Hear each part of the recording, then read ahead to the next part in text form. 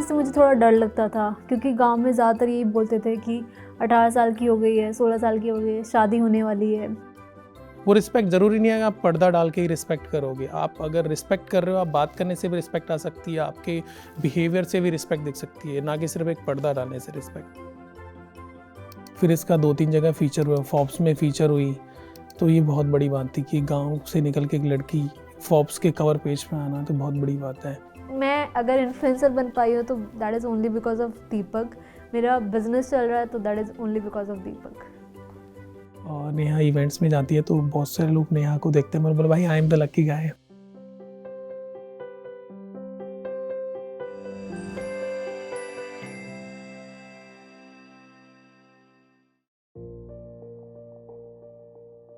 तो जब 13 साल की थी तब हम गांव से शहर आए थे। उससे पहले मैं गांव में ही रहती थी। तो प्रॉपर जैसे गांव होता है वहाँ की थिंकिंग होती है, प्रॉपर वैसे ही मैं पली बड़ी हूँ। उस वक्त इंटरनेट भी नहीं था, इतनी चीज़ें भी नहीं थी कि उनको ज़्यादा चीज़ें पता हो, तो वो भी डरते थे कि लड़की है कुछ गलत ना हो जाए, है ना। तो उनको भी इतनी चीज़ें नहीं पता थी, तो रिस्ट्रिक्शंस वो लोग रखते थे, कहाँ जाना है, कितने टाइम पे जाना है, लड़कों से बात नहीं करनी है। हमारे यहाँ टीवी नहीं देखने दिया जाता था, तो जब तक टीवी भी नहीं देखा तो पता भी नहीं है बाहर दुनिया में क्या हो रहा है। तो वो था उनकी थिंकिंग में, हमारे पेरेंट्स की में, ग्रैंड पेरेंट्स की में। तो जब हम यहाँ पर आए तब मैंने सोचा कि यार अच्छा ऐसे ऐसी चीज़ें हो सकती है, तुम इंडिपेंडेंट बन सकते हो, पैसा कमाओगे तो ऑलमोस्ट सारी चीज़ें सॉल्व हो जाएगी। तो इसीलिए मैंने पढ़ाई लिखाई में ज़्यादा ध्यान देना स्टार्ट किया कि खुद इंडिपेंडेंट बनना है। और शादी से मुझे थोड़ा डर लगता था, क्योंकि गांव में ज़्यादातर यही बोलते थे कि 18 साल की हो गई है, 16 साल की हो गई है, शादी होने वाली है, शादी के बाद क्या ही करेगी। तो ज़्यादा फोकस होता था कि घर का काम सीखो, आपको ये सब आना चाहिए, जबकि मेरा इसमें बिल्कुल इंटरेस्ट ही नहीं था, कभी से भी नहीं था। तो काफ़ी चीज़ें मुझे सुनने को मिलती थी कि ये नहीं करेगी तो क्या ही करेगी। फिर MBA कंप्लीट होने तक 1 साल हुआ भी नहीं था दीपक का रिश्ता आ गया था। एक्चुअली मुझे लगा था क्योंकि हम सेम कम्युनिटी से बिलोंग करते हैं, और दीपक तो अभी तक गांव ही रहते थे, हम तो फिर भी शहर में आ गए थे। तो मुझे थोड़ा बहुत डर था कि यार ज़्यादा कंजर्वेटिव फैमिली ना हो, बिल्कुल मेरी जैसी ही ना हो, क्योंकि एक फैमिली तो मैंने देख ली ऐसी। मेरी शादी से पहले बात होती थी कि यार तूने CA कर लिया, तेरे को कैसी वाइफ चाहिए। तो मैंने उनको बोला कि यार जो भी वाइफ होगी वो इस तरह से काम करने वाली होगी, अगर आपको कोई प्रॉब्लम है तो अभी बता दो। मैंने बात करी तो मॉम डैड पापा अंकल ताऊ जी थे, सब ने बैठे थे सब। तो मैंने पूछा कि देखो जो भी वाइफ आएगी वो जॉब करेगी, तो ना तो वो दुपट्टे में रहेगी ना वो साड़ी में जाएगी, क्योंकि कंपनियों का कल्चर ऐसा नहीं है कि आप सूट में या सलवार में जा सकते हो, उसको कपड़े पहनने पड़ेंगे, उसको फॉर्मल्स पहनने पड़ेंगे। तो स्टार्टिंग में सबको लगा नहीं नहीं यार ऐसा नहीं, हमारा यहाँ का माहौल ऐसा नहीं, अच्छा नहीं लगेगा, यहाँ से ऐसे पहन के जाएगी ये वो।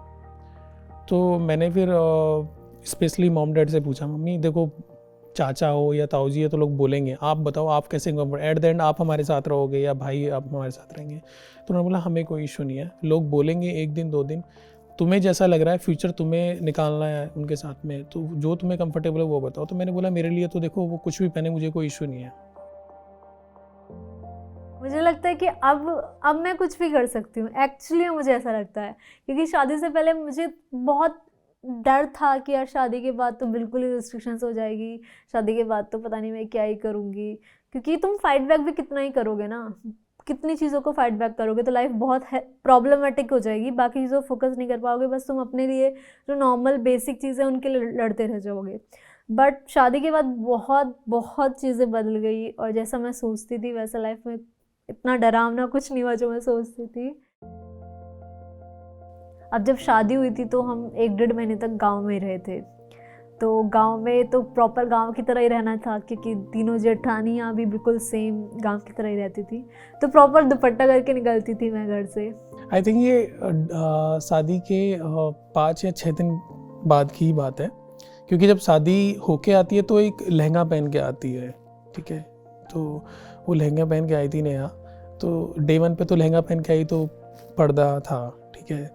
तो फिर नेहा ने मेरे को बोला कि कंटिन्यू ऐसे ही रखना है क्या। मैंने कहा नहीं नहीं, मैं ऑलरेडी मतलब मेरी फैमिली से बात है, तेरे को पर्दा करना है नहीं करना है तेरे ऊपर है, मुझे कोई इशू नहीं है, मेरी फैमिली कभी कुछ बोलेगी नहीं ऐसे। उसने बोला ठीक है, लेकिन मैं एकदम से उठाऊंगी तो अच्छा नहीं लगेगा। मैंने कहा आपकी कॉल है, आपको धीरे धीरे उठाना है, आपको कैसे करना है, आप कंफर्टेबल हो, कोई कुछ नहीं बोलेगा। तो पहला वीक पूरा प्रॉपर दुपट्टा, फिर कुछ दिन निकले, मुझे फैमिली समझ में आने लगी, फैमिली को मैं समझ में आने लगी, तो मैंने दुपट्टा यहाँ तक कर लिया। एंड देन फिर कुछ और टाइम निकला जब हम और ज़्यादा फैमिली को जानने लगे, तो फिर मैं सिर्फ दुपट्टा यहाँ तक रखती थी क्योंकि मुझे था कि यार मैं जो हूँ मैं पहले से ही फैमिली को बता दूँ, कोई गलत उनकी एक्सपेक्टेशंस ना हो मेरे से। फिर इसने पर्दा धीरे धीरे उठा के गले में डाल लिया, तो फैमिली पहले से ही प्रिपेयर थी उस चीज़ के लिए कि पर्दा होना है नहीं होना है, मतलब नहीं होना है, और मुझे यही था। ये क्यों होती है मैं आपको बता देता हूँ। ये पर्दा वगैरह एक हमारे यहाँ माना जाता है कि शर्म होती है, कि किसी बड़े की रिस्पेक्ट होती है। वो रिस्पेक्ट ज़रूरी नहीं है कि आप पर्दा डाल के ही रिस्पेक्ट करोगे। आप अगर रिस्पेक्ट कर रहे हो, आप बात करने से भी रिस्पेक्ट आ सकती है, आपके बिहेवियर से भी रिस्पेक्ट दिख सकती है, ना कि सिर्फ एक पर्दा डालने से रिस्पेक्ट। तो मैंने उनको बोला कि आपको रिस्पेक्ट मिलनी चाहिए ना, कि आपका बच्चा जो भी काम कर रहा है वो एक रिस्पेक्ट वाला काम है, तो वो चीज़ आपको मिलेगी। इधर आप पर्दे में कराओ या बिना पर्दे के। तो मेरे हिसाब से पर्दा ज़रूरी नहीं है। आप जो भी काम करेंगे, मैं करूँ या नेहा करूँ, उससे आपको कभी शर्मिंदगी नहीं होगी। अगर दीपक नहीं होते या उनका माइंडसेट ऐसा नहीं होता, इतना ओपन माइंडेड या फिर इतना फ्री, तो बहुत प्रॉब्लम्स हो सकती थी। क्योंकि मेरी सोच हमेशा से थोड़ा सा अलग रही है अपनी कम्युनिटी से या अपने आसपास के लोगों से।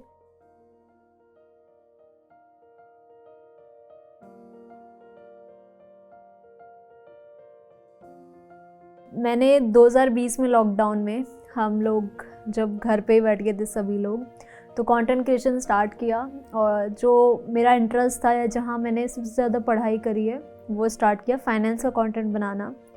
एंड 2020 में शॉर्ट वीडियो प्लेटफॉर्म्स पे कोई कंटेंट फाइनेंस का था ही नहीं।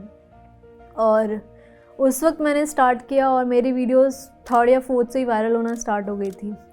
तो it was a surprise to me too कि हाँ यार ऐसे हो सकता है, क्योंकि मैंने तो सोचा कि यार जो मुझे आता है मैं वही करती हूँ। एक्चुअली क्या हुआ, जब शादी हुई तो नेहा ने भी जॉब ड्रॉप कर दी थी और मैंने भी जॉब छोड़ दी। दोनों ने सोच के किया था कि अपना कुछ करेंगे। तो उस टाइम हमने एक टैक्सेशन फर्म स्टार्ट करी थी, तो दोनों वहाँ करते थे। लेकिन नेहा का ये रहता था कि यार मुझे कुछ और भी करना है। तो मैं इसको बोलता था कि नेहा जो भी कर रही है, आई डोंट नो कि इसमें कुछ है क्या आगे, मतलब कुछ कर पाएंगे हम लोग। हाँ, बट थोड़ा बहुत डर तो होता है कि यार टाइम वेस्ट ना हो जाए या फिर कुछ उसके मतलब प्रॉब्लम्स ना हो जाए।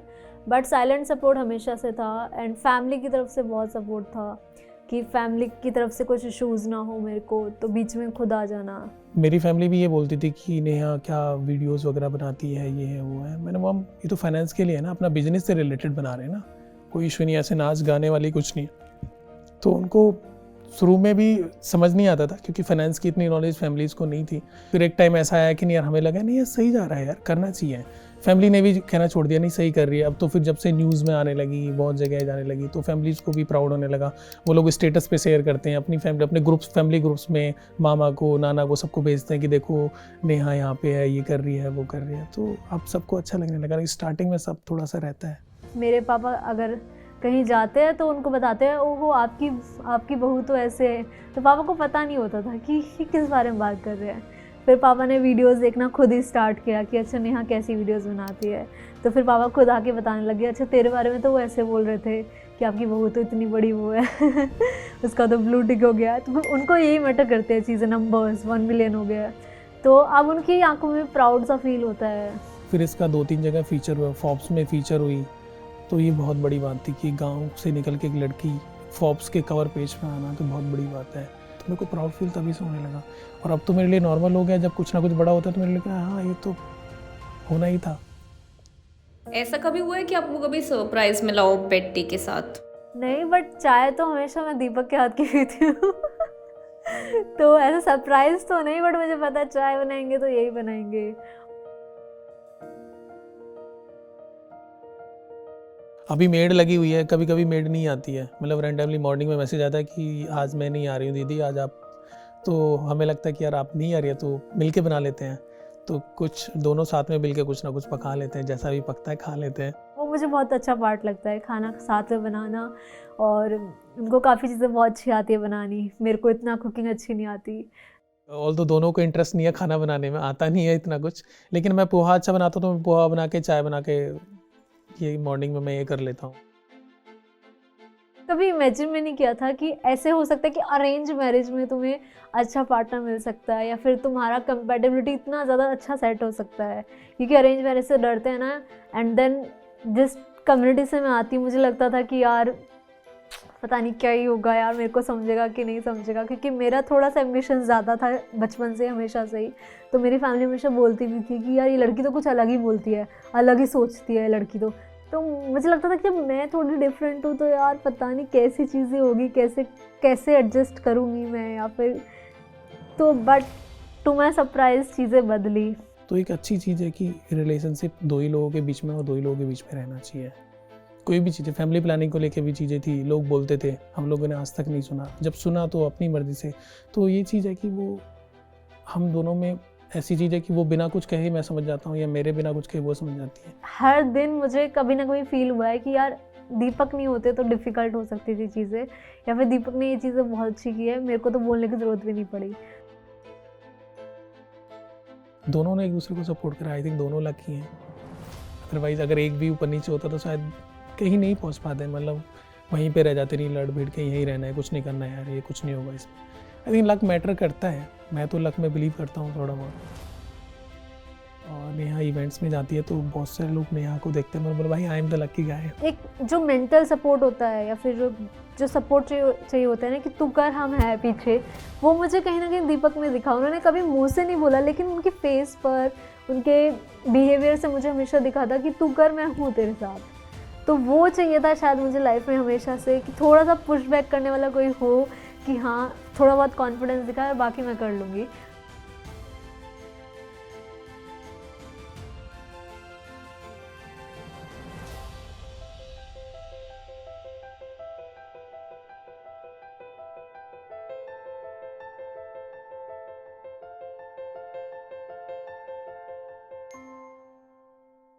अगर आपको हमारी स्टोरी पसंद आई है तो इस वीडियो को शेयर करो, और हॉट ऑफ लाइक को लाइक, शेयर और कमेंट भी करके बताओ कि कैसी लगी स्टोरी।